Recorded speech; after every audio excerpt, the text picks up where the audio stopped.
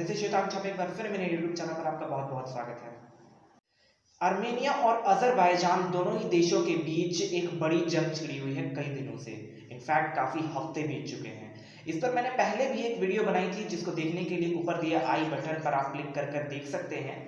अब बात करता हूं मैं इन दोनों देशों के बीच चल रही इस जंग का कारण, उसको जरा समझ में समझते हैं क्योंकि मैंने बीती वीडियो में इसको अच्छे से एक्सप्लेन किया था।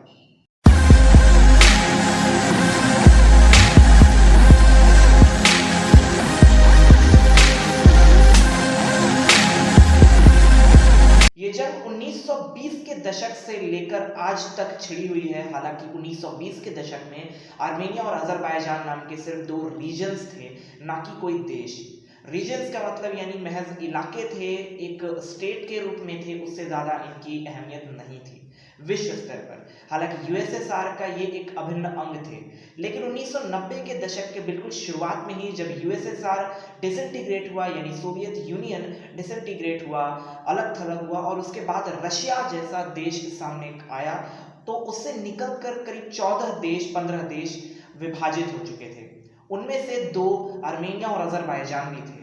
आज ये दोनों देश नागर्नो कराबाख नामक इस रीजन के लिए जबरदस्त जंग में छिड़े हुए हैं, लगे हुए हैं। और इसका कारण सिर्फ एक ही है कि ये रीजन एक बहुत ही डिस्प्यूटेड इलाका है। इसको अगर आप मैप में देखेंगे तो आपको और भी सही से समझ में आ जाएगा।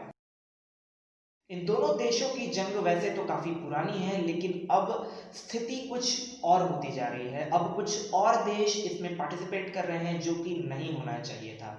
उनमें सबसे पहले तो नाम आता है टर्की का, क्योंकि टर्की एक मुस्लिम कंट्री है और अजरबैजान एक मुस्लिम कंट्री है। शायद यही कारण है कि टर्की अजरबैजान को शुरुआत से ही सपोर्ट करता रहा है। और इस फाइट में जहां आर्मेनिया एक क्रिश्चियन मेजॉरिटी कंट्री है और एक तरफ अजरबैजान जो कि मुस्लिम मेजॉरिटी कंट्री है, एर्दोगन साहब लगे हुए हैं अजरबैजान के सपोर्ट में। और मैं बता दूं कि ताइप एर्दोगन टर्की के प्रेसिडेंट भी हैं।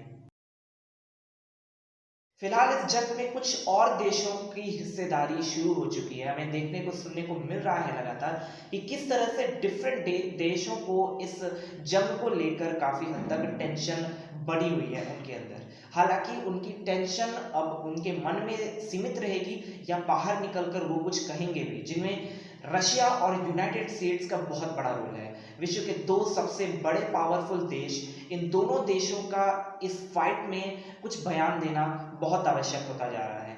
वहीं बगल में ईरान नाम का भी देश है जो कि इन दोनों देश से काफी करीब पड़ता है, इनफैक्ट बॉर्डर भी शेयर करता है। उनका भी इस फाइट में बीच में आना जरूरी है, क्योंकि वो भी एक बहुत ही अहम देश है, अहम रोल प्ले कर सकता है इस फाइट को रोकने में।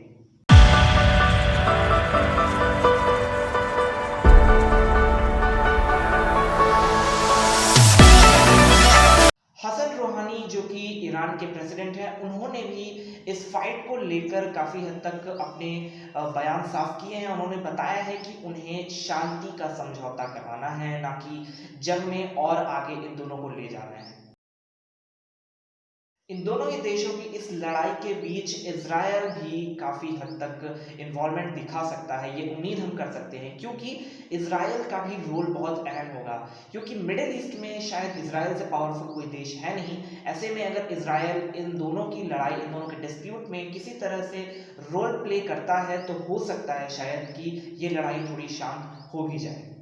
कई सारे न्यूज़ चैनल्स ये बात बता रहे हैं कि ये सारे देशों के जिनके मैंने नाम लिए, टर्की हो, ईरान हो, इजराइल हो, रशिया हो, ये सभी देश कहीं ना कहीं इन्वॉल्वमेंट दिखा भी रहे हैं और आने वाले वक्त में कुछ ज़्यादा भी दिखा सकते हैं। क्योंकि ऑलरेडी इन दोनों देशों की, अजरबैजान और आर्मेनिया की इस कॉन्फ्लिक्ट में काफ़ी मासूमों की जान जा चुकी है, आर्मी मेंस भी मर चुके हैं। ऐसे में ज़रूरत है तो इस कॉन्फ्लिक्ट को, इस डिस्प्यूट को ख़त्म करने की, इस लड़ाई को, इस जंग को शांत करने की।